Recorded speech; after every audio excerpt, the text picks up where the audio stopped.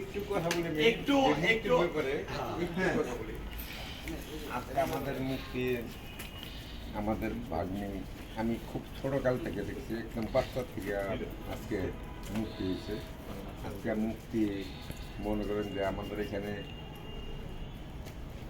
ওর জীবনে যতটুকু করছে, যা কিছু করছে, ওর বাবার অনেক জায়গা জমি অনেক কিছু আছে, সব কিছু মিলে আজকে গরিব যারা আছে, নিরীহ যারা শিল্পী আছে, তাদের নিয়ে একটু চিন্তা ভাবনা আছে।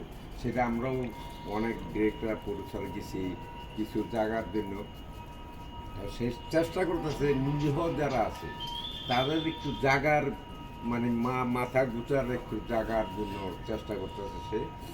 তো আমরা তার সাথে হেল্প করতেছি, যদি একটু জায়গা আমাদেরকে দিতে পারে বা মাথার জন্য একটু ভাড়া, মনে করি আমি জীবনে ভাড়া চলছি, মাস গেলে যে ভাড়া দিতে হয় বা বাড়িওয়ালা যে সব ধরনের কথা বলে, তার থেকে আমরা চেষ্টা করছি যে মুক্তি সেটা চেষ্টা করে পারবে, আমার মনে সম্ভব।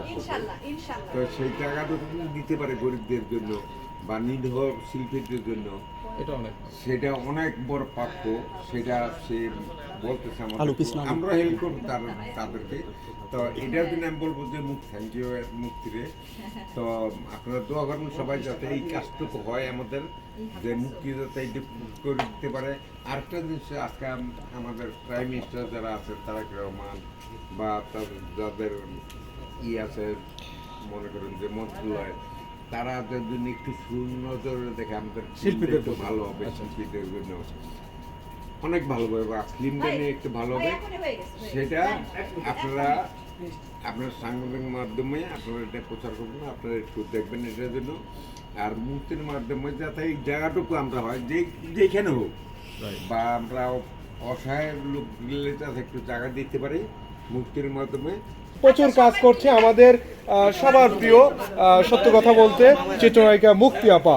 উনি কিন্তু আসলে, আমি যেটা বলছিলাম যে নারীদের মধ্যে এই বর্তমান সময়ে এফডিসিতে আসলে যে কোনো ধরনের আয়োজন হলেই মুক্তি আপা সম্মুখ সারিতে থাকে, সবার সাথে হাতে হাত রেখে তিনি কিন্তু আসলে নেতৃত্ব দেন। সামনে আরেকটি কথা যেটা আসলে ফাইট ডিরেক্টর খুবই সুনামধন্য উনি আরমান ভাই কিন্তু বলেছেন যে চিত্রনায়িকা মুক্তি আপা দুস্থ অসহায় শিল্পী, যারা আসলে দুস্থ অসহায় বলাটা কেমন হবে,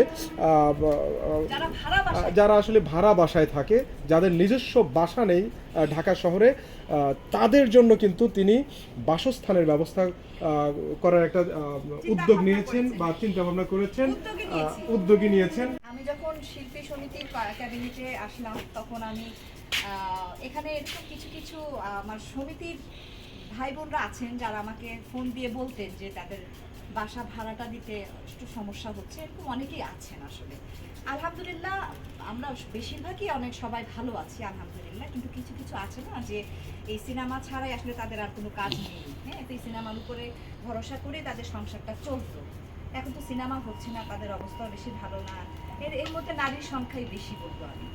তো আমি তাদের জন্য একটা উদ্যোগ নিয়েছি, তারা যেন নিজের একটা মানে মাথা গুজার একটা ঠাঁই যাকে বলে, মাথার উপরে যেন একটা ছাদ আমি করে দিতে পারি।